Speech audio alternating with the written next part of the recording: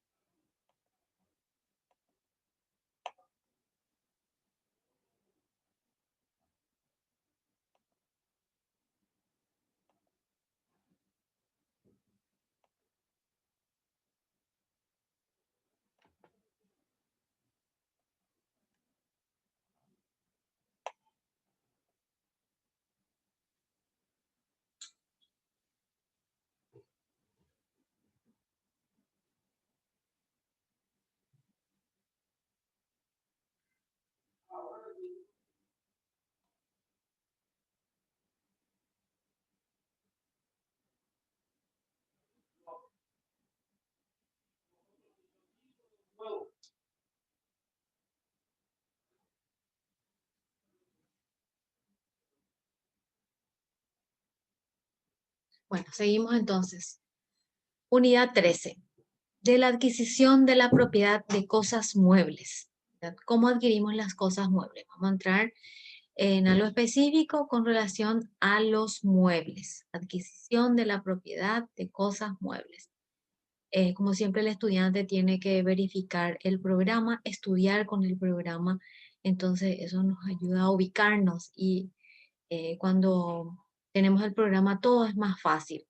Entonces, ahí uno ve qué es lo que contiene el contenido, igual que en los códigos que utilizamos y en los libros, en donde si nosotros dominamos el índice, entonces para nosotros será mucho más fácil saber en dónde están los conceptos. Y más ustedes que están rindiendo ahora en la plataforma virtual, en donde de repente tiene esa posibilidad de consultar en caso de que tengan duda cuál es la respuesta o cuáles son los elementos o caracteres específicos que a veces salen en las evaluaciones que vamos a tener próximamente, ¿verdad?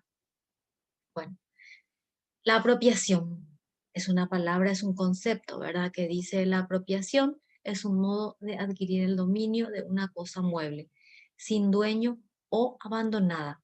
Estas dos palabras puse en negrita, ¿verdad? Porque es importante saber cómo uno se apropia de una cosa mueble, por, cuál es el elemento, tiene que ser sin dueño o tiene que ser abandonada, mediante la aprehensión, mediante la toma, ¿verdad? Hecha por una persona capaz y con la voluntad de adquirir el dominio. ¿Cuáles serían las condiciones?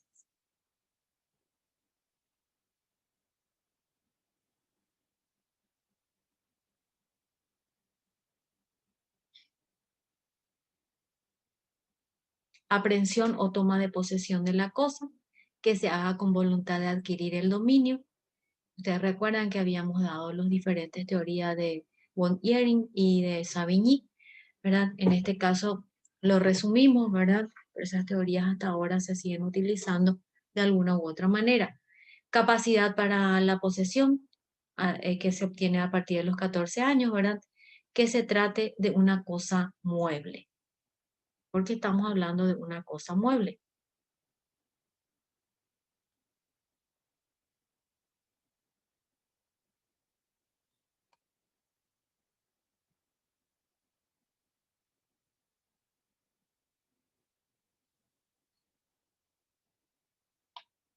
Cosas sujetas a apropiación, dice.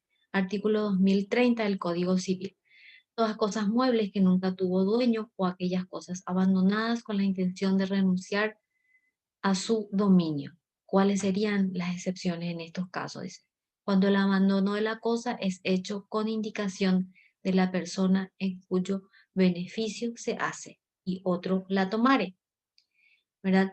Las cosas evidentemente perdidas, las que sin voluntad de su dueño cayeran en un lago o río, las que fueron arrojadas para alijar una embarcación, buques y máquinas, dice, áreas de esos buques o máquinas halladas como despojos de un accidente, animales domésticos o domesticados, aunque hayan huido refugiándose en predio ajeno. Estos conceptos son súper utilizados y son comunes en la vida diaria de toda persona que ocurre, ¿verdad? No solamente en la ciudad, en diferentes ciudades, pueden ser lejanas, menos lejanas, y hoy en día ocurre, dice, porque el primer caso es claro, después el segundo dice las cosas evidentemente perdidas, ¿verdad? Porque hay veces que si nosotros denunciamos como una cosa perdida, obviamente que tenemos alguna denuncia o alguna prueba de que esa cosa fue perdida, que se nos perdió. Siempre buscamos constancia, ¿verdad? La que sin voluntad del dueño cayeran en el río ocurre. Hay veces que se nos caen en el río algunas joyas, especialmente, ¿verdad? Entonces hay personas que lo encuentran y bueno, esas cosas, por ejemplo, también están en esas excepciones. Acá dice, hay una palabra que dice para alijar una embarcación, las que fueron arrojadas para alijar. Es una palabra que vemos en el diccionario, en la lengua castellana, que es un paquete, es un, digamos, un bulto, pero generalmente ese bulto o paquete es ilícito. Generalmente estamos viendo, ¿verdad? Constantemente, ya que está de moda ver las películas y las series, cuando hablan de tráfico de drogas y generalmente le llaman alijo. El alijo estará tal parte o lo que sea, siempre estamos, es una palabra que ellos manejan mucho, ¿verdad? En derechos reales también estamos utilizando esa palabra. Alijar una embarcación, dice. Buques y máquinas, las partes de los buques y máquinas que pueden servir, ¿verdad? Que pueden ser útiles para otras cosas o no servir o directamente una persona lo quiera tener, lo quiera poseer. ¿Por qué? Porque le pertenece. Y los animales domésticos, ¿verdad? Quien más, quien menos tiene animales domésticos. Hay veces que nosotros vemos que nuestros vecinos tienen diferentes tipos de aves, de colores, guacamayos y esos loros gigantes que son diferentes especies que son divinos y que escuchamos que están en el vecino y que a veces se escapan y vienen a nuestra casa, ¿verdad? O se van lejanamente y se vuelven a procrear, etcétera. ¿Qué ocurre? Son casos de la vida real, como se dice. Usucapión de cosas muebles, siempre hablamos del artículo 2031, dice, cuando una cosa mueble cuya transferencia exija inscripción. Piensen un poco cuáles son las cosas muebles cuya transferencia pueda exigir inscripción. Hubiere sido robada o perdida, podrá el poseedor usucapir en el término de 2 años, desde que fue anotada a su nombre. El plazo será de 3 años para las cosas que no requieran inscripción. Se exige la buena fe, ya que la norma tiene que ver con un tercer poseedor y no con quien la robó. Este poseedor, además de buena fe, deberá poseer de forma continua y en calidad de dueño. A ver, ¿qué puede ser esta cosa mueble que puede ser registrable?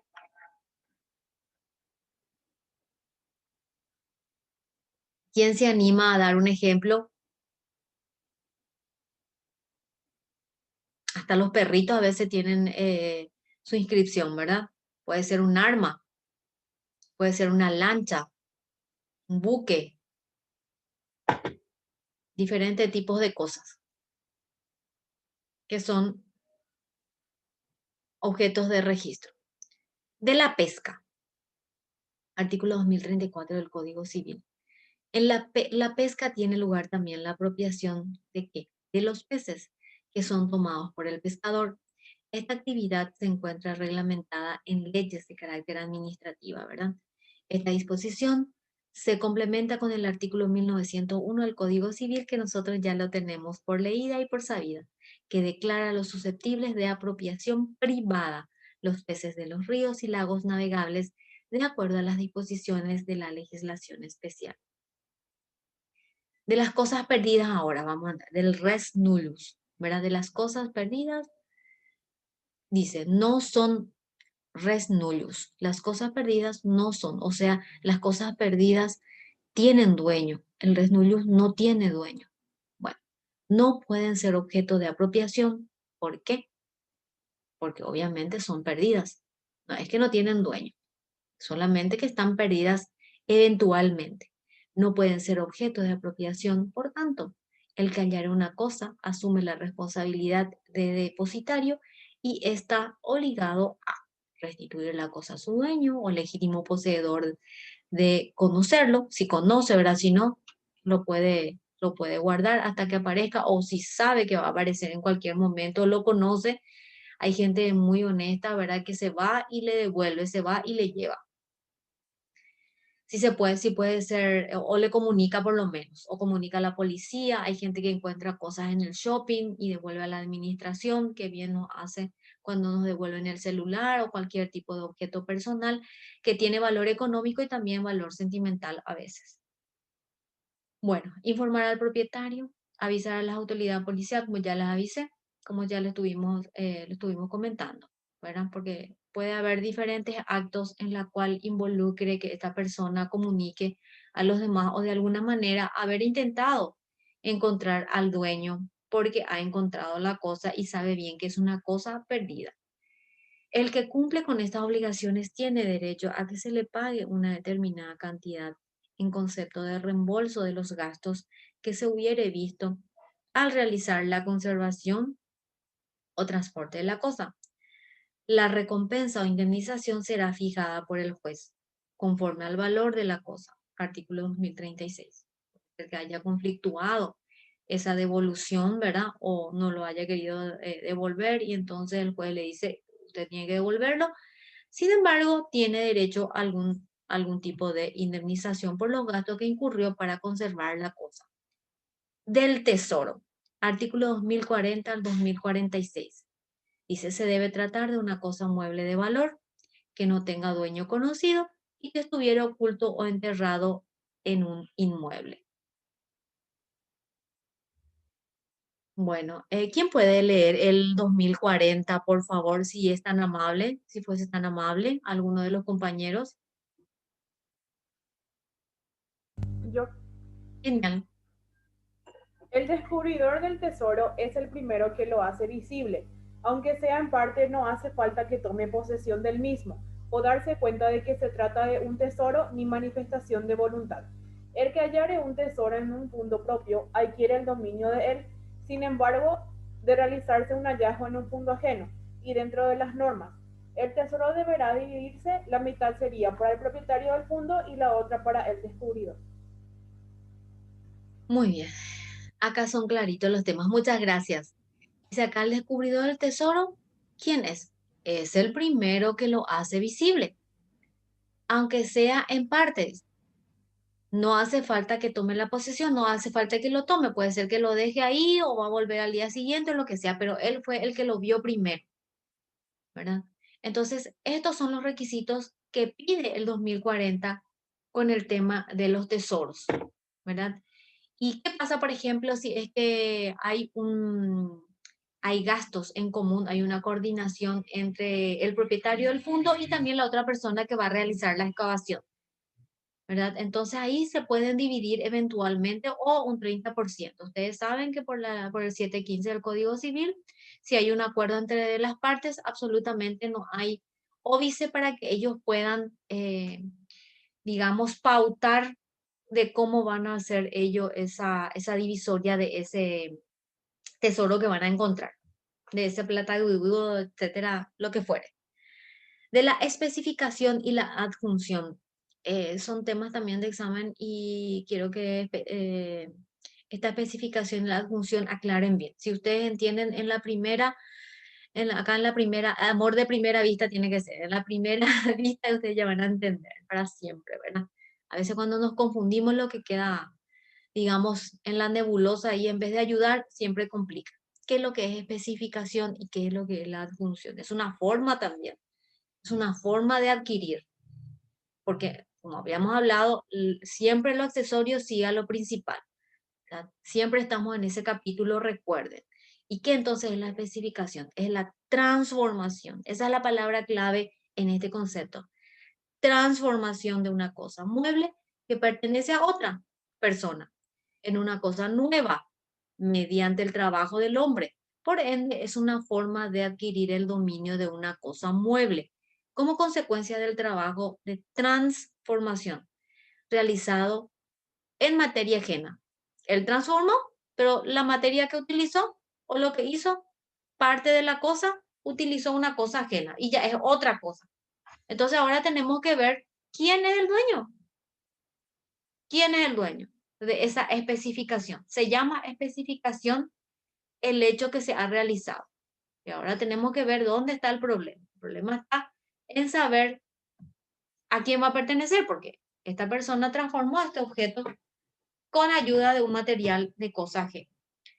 Ahora la adjunción. Vamos a ir dando de a poco. La adjunción, adjuntar, de ahí viene. Se da cuando dos cosas muebles de diversa naturaleza. Entonces, dos cosas muebles de diversa naturaleza son diferentes cosas, digamos, pertenecientes a distintos dueños. Se unen formando una sola cosa, sin que haya mala fe de ningún propietario. Ambas personas tienen buena fe, o sea, ausencia de mala fe. Entonces, realizan esa adjunción. Bueno, transformando entonces las cosas también. Adquisición de los productos y o partes integrantes de ella. Entonces vamos a entrar a tallar específicamente entonces quién es el propietario de esa adjunción o de esa transformación. Especificación.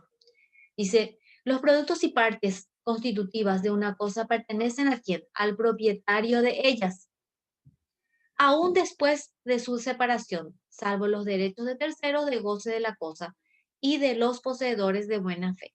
¿Cuáles son las excepciones? Cuando un tercero tiene derecho real a apropiarse de ellos. Un tercero puede ser, dice, esa es la excepción. Respecto de la cosa o los frutos, cuando un tercero está en posesión de ella en el momento de su separación o posea la buena fe. ¿Quién puede leer el artículo 2052? Yo otra vez, si querés. Yo no tengo ningún problema. Adquisición de los productos y otras partes integrantes de ellas. Los productos y partes constitutivas de una cosa pertenecen al propietario de ellas, aún después de su separación, salvo los derechos de terceros de goce de la cosa y de los poseedores de buena fe. Excepciones. Cuando un tercero tiene derecho real a apropiarse de ellos y respecto de la cosa o los frutos, cuando un tercero está en posesión de ella en el momento de su separación y posea de buena fe. Bueno, entonces, gracias, Sandra. Dice, cuando un tercero dice, tiene un derecho real, ¿cuáles eran los derechos reales? Nosotros ya tenemos que dominar eso. Si un tercero tiene un derecho real, ¿cuáles eran los derechos reales? El dominio, el condominio, el uso, la habitación, el usufructo, servidumbres prediales, la prenda y la hipoteca. Entonces ya nosotros ya tenemos que saber ya de fino, ¿verdad? Entonces dice, estos dos son los dos casos de excepción, ¿verdad? Pero acá es clarito, un derecho real tiene que tener ese tercero. Bueno. Vamos a entrar en la unidad 14. Esta unidad vamos a entrar un poquitito, vamos a ir un poquitito hacia atrás.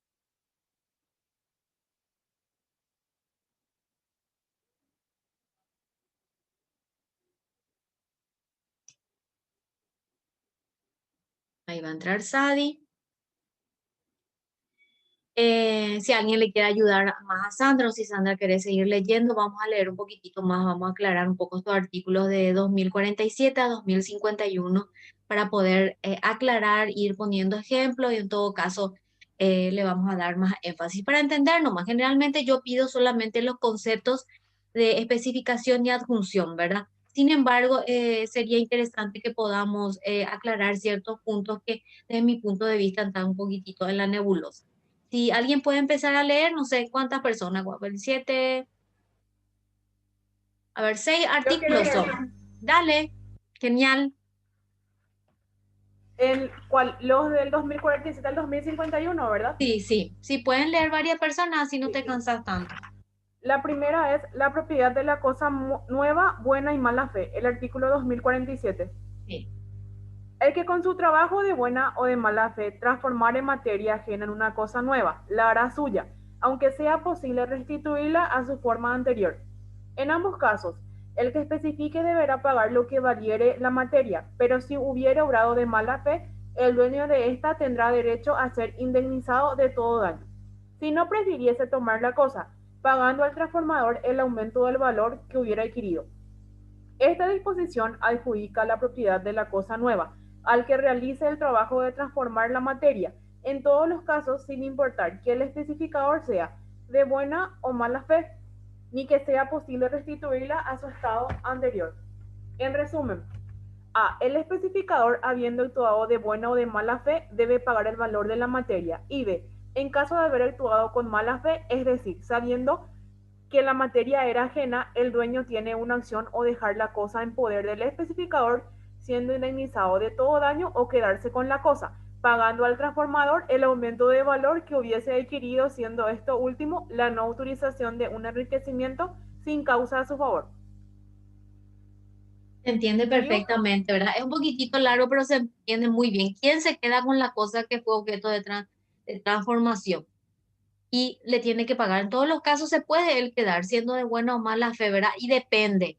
Entonces, depende de eso, de la buena o mala fe, entonces a quién le tiene que abonar eso porque le privó a la otra persona de ese objeto. Entonces, ¿a quién se le paga? Tiene que pagar el precio de la cosa que él transformó con su otra cosa, ¿verdad? Que él transformó. Siguiente artículo, ¿ya leíste todo? Artículo 2048. Sí. Adjunción concepto.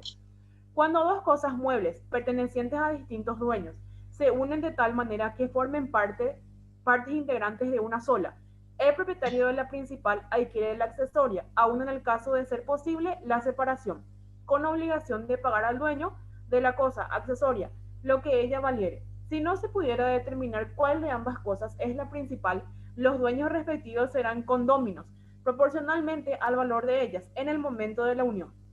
La adjunción se da cuando dos cosas muebles de diversa naturaleza y pertenecientes a distintos dueños se unen formando una sola cosa, sin que haya mala fe de ninguno de los propietarios. Para que haya adjunción se requiere a. Que las dos cosas sean muebles. b. Que pertenezcan a distintos dueños. c. Que la unión se produzca de tal manera que las dos cosas se convierten en una sola. Y d. Que una de las cosas sea principal y la otra accesoria. Acá tiene dos palabras, la principal y la accesoria. En el otro, ¿verdad? Es una transformación de una cosa y no puede ya, digamos, el especificador ya no puede volver a lo anterior. No puede sacar el oro de la plata porque ya tuvo una unión, o puede ser un líquido, etcétera, ¿verdad? Ya no pueden volver cada uno a su forma natural anterior. Y en este caso, casi es lo mismo, es parecido, pero no lo es. Pero utiliza, ¿verdad? Como algo muy interesante de destacar la cosa que es principal y la cosa accesoria, ¿verdad? Y que son de diferentes dueños. Si puedes continuar, por favor, o no sé quién desea continuar. Sí. Mezcla y confusión. Artículo 2049. Es El mismo otra, principio. es otra figura, ¿verdad? Pero ya no, pero dice específicamente que también puede ocurrir ese tipo de confusión. Mezcla y confusión, dijiste, ¿verdad? Sí, Genial, seguí, perdón. sí. El mismo principio del artículo anterior regirá siempre que, por un hecho casual o voluntario, dos cosas muebles de distintos propietarios se mezclaren o confundieren, resultando materialmente inseparables, o cuando la separación solo puede hacerse con gastos desproporcionados. Si fuera posible separarlas, ello se hará a costa común cuando la mezcla fuese casual o por cuenta de su autor si hubiese sido voluntaria. Se dan estas formas de acepción de mueble a mueble cuando se mezclan varios líquidos o se confunden cosas sólidas pertenecientes a diferentes dueños de tal manera que no sea posible su separación o que siendo posible fuese perjudicial. El hecho puede ser casual o voluntario. Muy bien. Ocurre generalmente que ocurre estas cosas, con facilidad puede ocurrir.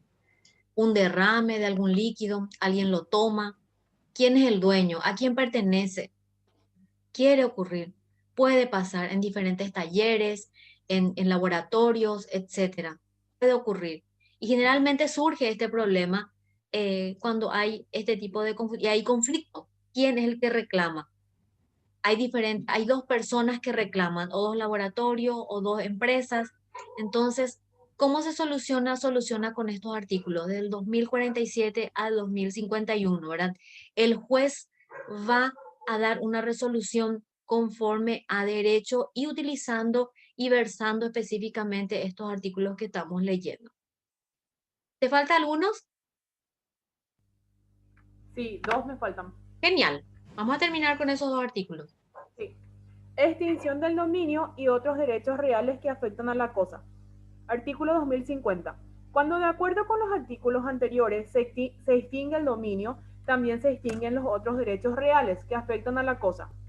Constituido que sea un condominio, los derechos continuarán sobre la parte indivisa, pero si el dueño del objeto adquiere el conjunto de la nueva especie, los derechos se extenderán a ella.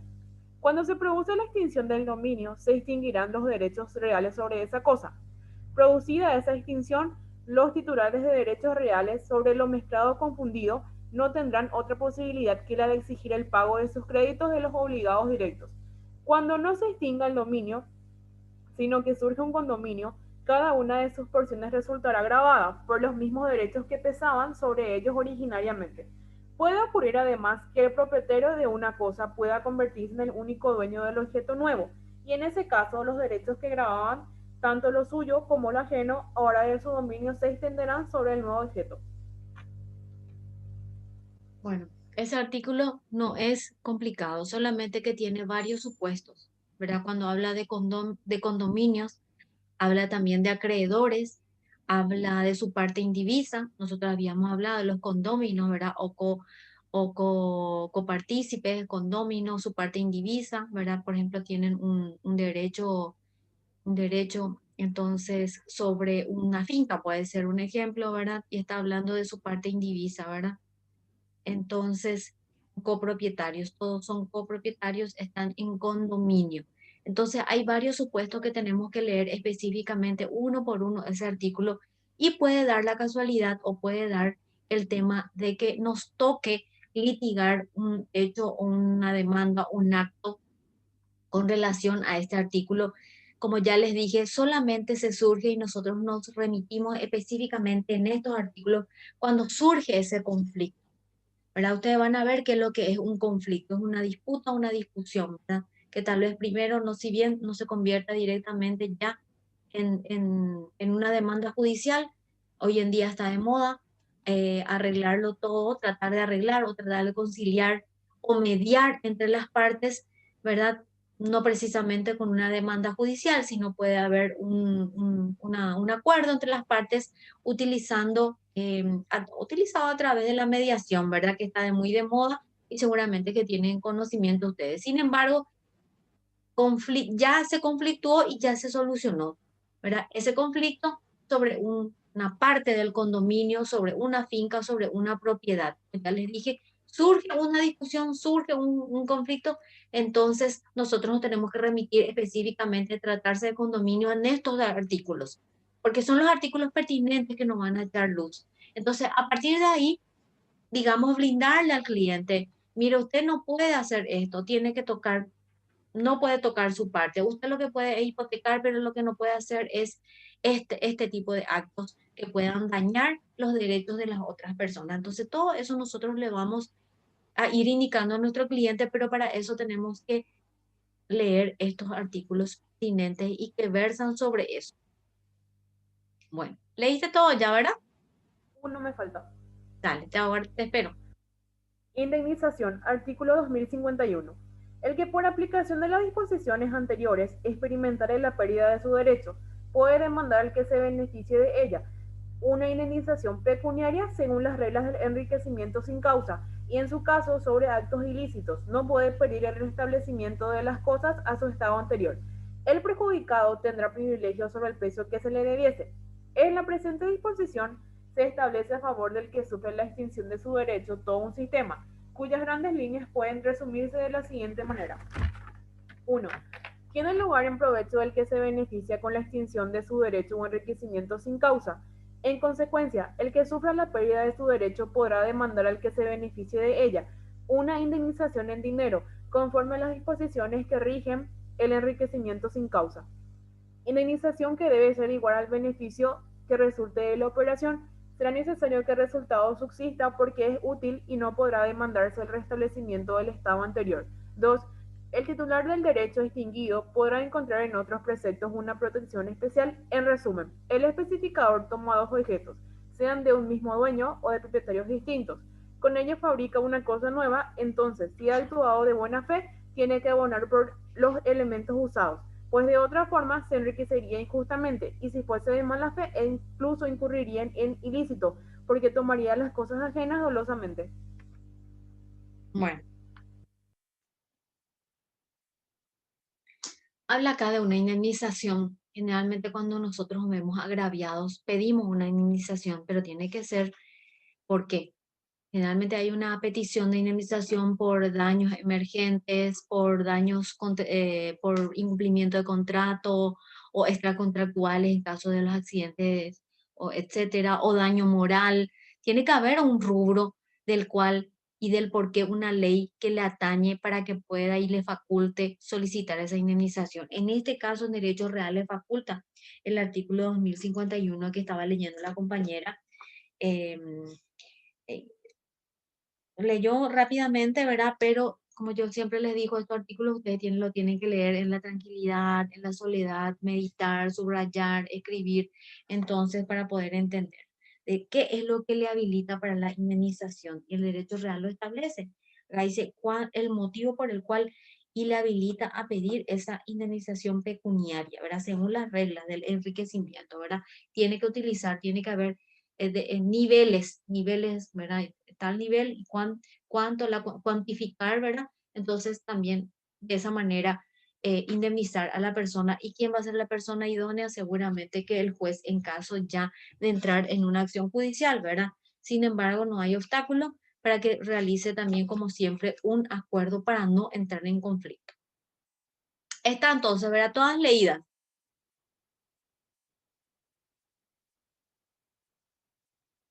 Sí, profe. Bueno, vamos a seguir entonces la unidad 13 rápidamente.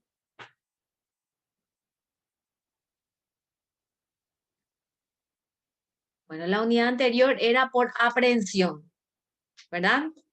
Aprehensión, cosas, ¿qué tipo de cosas eran? A ver si alguien me ayuda, si alguien recuerda, o no sé si quieren, podemos usar el chat de repente, si es que no tienen tantas ganas de hablar, que yo le entiendo también. Bueno, bueno, entonces ahora vamos a dar, la aprehensión tenía ciertos requisitos, ahora la posesión. Unidad 14. Principios generales y también las excepciones hablan. 2058 del Código Civil. Para que aplique el principio general de la adquisición de la propiedad de las cosas muebles, se deben dar los siguientes presupuestos. Obviamente tiene que ser una cosa mueble, posesión efectiva de la cosa, la posesión debe ser de buena fe y existir al tiempo de la adquisición, que la cosa no sea robada ni perdida. No se aplica a las universalidades. Ya leímos este artículo y estuvimos, no es el artículo, sino es la doctrina, ¿verdad? No se puede, digamos, poseer, adquirir la posesión de universalidades de bienes de buenas a primeras, ¿verdad? Tiene que ser singular, particular, no universalidades, ya que carecen de contenido corporal único, ni a los bienes que deban registrarse por exigencia de la ley. ¿Por qué? Como ya les dije, si es un bien registrable, no puede alegar buena fe. ¿Por qué? Porque indefectiblemente tuvo que haber averiguado los antecedentes en el registro público. Como generalmente lo más clásico y lo común es que adquirimos es por un contrato de compra-venta, una enajenación, comprando algo. 2061 al 2068, y si alguien me puede ayudar, vamos a leer estos artículos después. Dice, al existir un contrato, hay un acuerdo, ¿verdad? Es inalagmático, es bilateral. Un acuerdo de voluntades y con la entrega y recepción de la cosa mueble por parte del propietario al adquirente. Se llenan los requisitos indispensables para la adquisición del dominio. Si se trata de muebles con instrumentos de transferencia a inscribirse en un registro, puede ser automóvil, aeronaves, etc. Aunque la suscripción del contrato servirá entre las partes para la transmisión de la propiedad. Sus efectos contra terceros requerirá la inscripción. Si quiere que tenga efecto contra terceros, lo tiene que inscribir. A ver, ¿quién me va a ayudar para los artículos, por favor? 2061 al 68.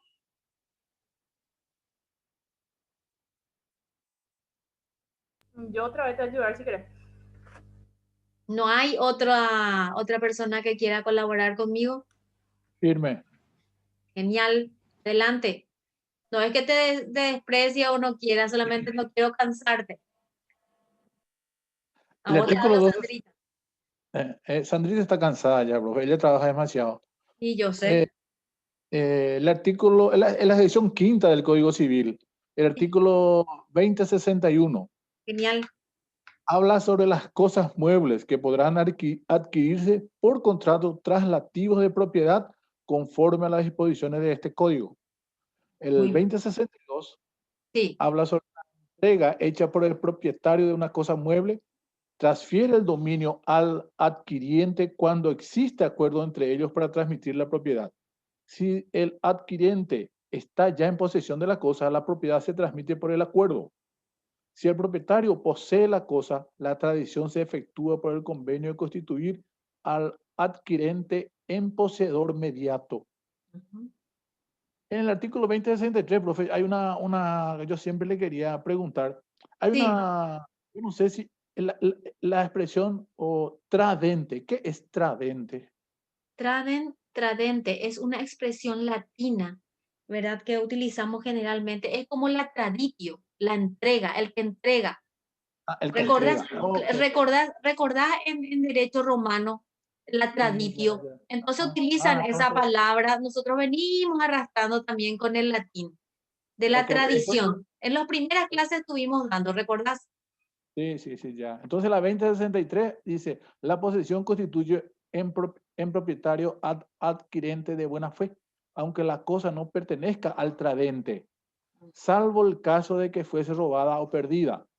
Los derechos reales que pudiera existir sobre ella quedan extinguidos.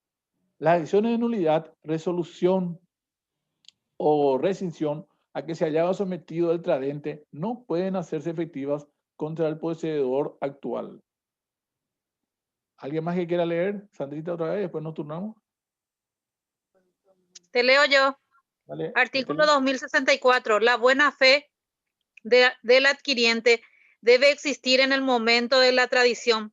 Queda excluida por el hecho de que la creencia en el derecho del enajenante sea imputable o negligencia o culpa del adquiriente. Artículo 2065. El poseedor inmediato no adquiere la propiedad contra el poseedor mediato de quien recibió la cosa. Artículo 2066. Cuando la cosa es poseída por un tercero, la cesión hecha por el propietario a favor del adquiriente de su acción para exigir la restitución de la cosa equivale a la tradición. Artículo 2067. El que de buena fe adquiere la propiedad de una cosa mueble grabada con derechos de un tercero en la creencia de estar libre de todo gravamen, produce la extinción de esos derechos. No se extinguirán los derechos del tercero, si en la época en que ésta debió tomárselos en consideración no tenía buena fe el adquiriente. Artículo 2068. Si el propietario enajenare sucesivamente la misma cosa a varias personas, el dominio corresponde al adquiriente de buena fe que tomó posesión del mueble, aunque su título sea de fecha posterior, no tratándose de bienes sujetos a registro. Hasta ahí. Genial, buenísimo. Una Sí, aclaración, profe, por sí, favor. sí. Sí, la pronunciación exacta es porque yo veo escrito acá, ¿verdad? Adquirente. ¿Es adquirente o adquiriente? En el Código Adquirente, Civil, sí, adquirente, ¿verdad? Ok, sí. Así escriben adquirente. adquirente. Ok, Sí. gracias, profe. No, no tenés por qué. Bueno, estas diferentes situaciones, estimados compañeros, se dan en la vida real. Entonces, una persona va al estudio jurídico y dice, ¿qué pasa ahí? Yo compré una cosa y dijo que yo ya sabía luego que era una cosa robada o perdida. Te dicen, y cierto es que yo ya he perdido todos mis derechos. Bueno, a ver, veamos, le decimos al cliente que va a ver si de verdad tiene derecho o no, ¿verdad? Entonces, estos artículos son los que nos va a dar luz. Y ahí entonces tenemos que ver la buena fe, la mala fe, tenemos que ver también si es un objeto registrable o no, ¿verdad? Porque si es registrable, nosotros tenemos que preguntar primero cómo está o a nombre de quién está registrado para comprar. Lo primero que hacemos, como ya estuvimos mencionando, como los automóviles, aeronaves, etcétera. Aunque eso no es lo que se utiliza más hoy en día en nuestra sociedad, ustedes saben, ¿verdad? Porque hay gente que cambia su automóvil como si fuera que cambia de zapatos, ¿verdad? A pesar de que muchos no cambiamos los zapatos así nomás, ¿verdad? Pero generalmente cambian cada 3 o 4 meses, ya van cambiando y ninguno de esos vehículos se tramita, digamos, el título traslativo de dominio, o sea, el título, como le llamamos comúnmente nosotros. ¿Tiene o no título? Está a tu nombre o la cédula verde en caso de los vehículos, etcétera, ¿verdad? Tengo contrato de compra-venta. Generalmente de esa manera se manejan, ¿verdad? Pero entonces ya nosotros tenemos clarito, ¿verdad? En este artículo, toda esta sección 5 que nos estuvo leyendo el compañero dice de la adquisición de cosas muebles por contrato. Toda esta situación se puede dar firmándose un contrato y en caso de existir algún tipo de conflicto, como ya les dije, no siempre es una demanda, pero por lo menos es un conflicto. Puede ser que haya una denuncia, inclusive, porque casi es común que se le denuncie, por ejemplo, a los que van vendiendo sucesivamente los automóviles. Al final, ¿quién es el que reclama, verdad? ¿Cuál es el que va a reclamar? Y eso nos habla de eso el artículo 2068. Entonces, estos son los artículos que nos echan luz en caso de que se conflictúe esa situación que tenga que ver con contratos, o sea, acuerdo entre las partes. Muy bien, vamos a pasar entonces al siguiente. Dice poseedor inmediato que adquieren la posesión del poseedor mediato, que adquieren, ¿verdad?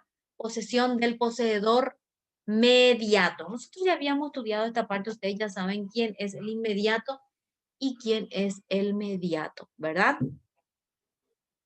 Artículo 2065 del Código Civil. ¿Quién era el inmediato? Es aquel que por un derecho real de usufructo tiene la cosa en su poder. El mediato es el propietario de la cosa, el que otorgó ese derecho real. Varias veces ya leímos esta proyección, estas palabras, estos elementos que ya tenemos que tener pleno conocimiento y ya no tiene que confundirnos, ¿verdad? Porque estamos en víspera del examen y ya tuvimos que haber leído. Aparte es repetitivo también y yo creo que si ya leímos por lo menos 2 veces, eso se nos va a quedar. Bueno, dice, el inmediato no adquiere la propiedad. El inmediato estamos hablando, ¿verdad? No adquiere la propiedad contra el inmediato, contra el mediato tiene que ser ahí, ya que no hubo convención al respecto. Entonces, el inmediato no adquiere la propiedad contra el mediato. Ahí vamos a cambiar posteriormente, también estoy viendo esta proyección, no sé qué número es, vamos a modificar. Ya que no hubo, dice, convención al respecto, o sea, no hay un contrato que indique o que diga, ¿verdad?, que le está pasando el dominio, que le enajena, etcétera.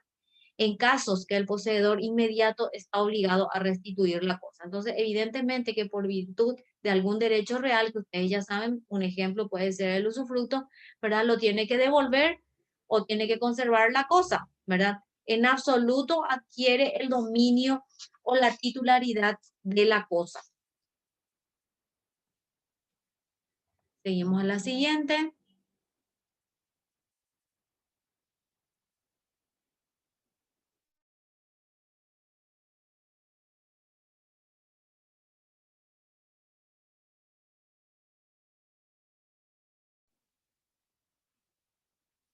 Vamos a leer esta proyección y posteriormente vamos a tomar un descansito, ya que han transcurrido los 40 minutos, no los quiero cansar también y vamos a leer esta proyección y vamos a tomar un descansito, ¿les parece? Dice, ahí justo entra ahí un compañero y ya está. Bueno, enajenante sucesivo de la misma o varias personas. Artículo 2068. Dice, el dominio corresponde al adquirente de buena fe, que tomó posesión del mueble, aunque su título sea de fecha posterior, no tratándose de bienes sujetos a registro, como siempre. Ahí pues viene el conflicto, digamos, ahí viene el espacio de conocimiento que la persona no tiene. Como no puede verificar en los registros públicos, entonces se crea esta situación que está prevista en el 2068. Toda operación que no pudo ser de conocimiento del adquirente de buena fe no repercutirá contra él mismo. En cambio, si tuvo conocimiento, ya no será de buena fe.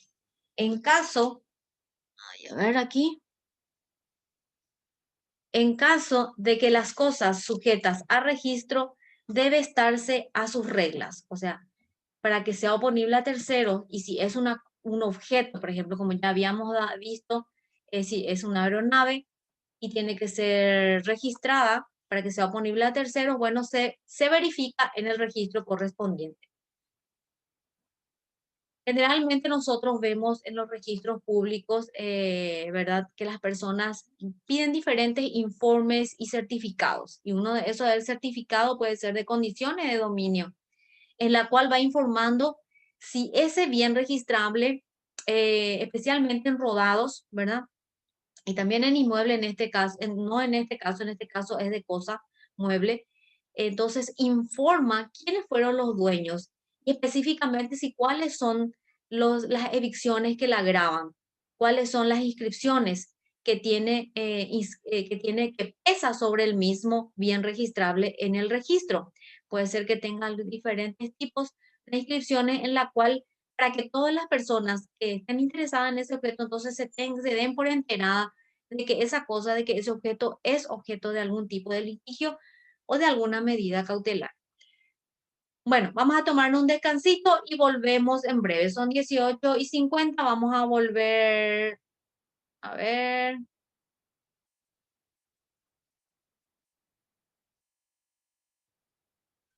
En breve volvemos, ¿les parece? Vamos a tomar un descansito y regresamos. Dale, profe. Dale, Gracias. profe. Dale.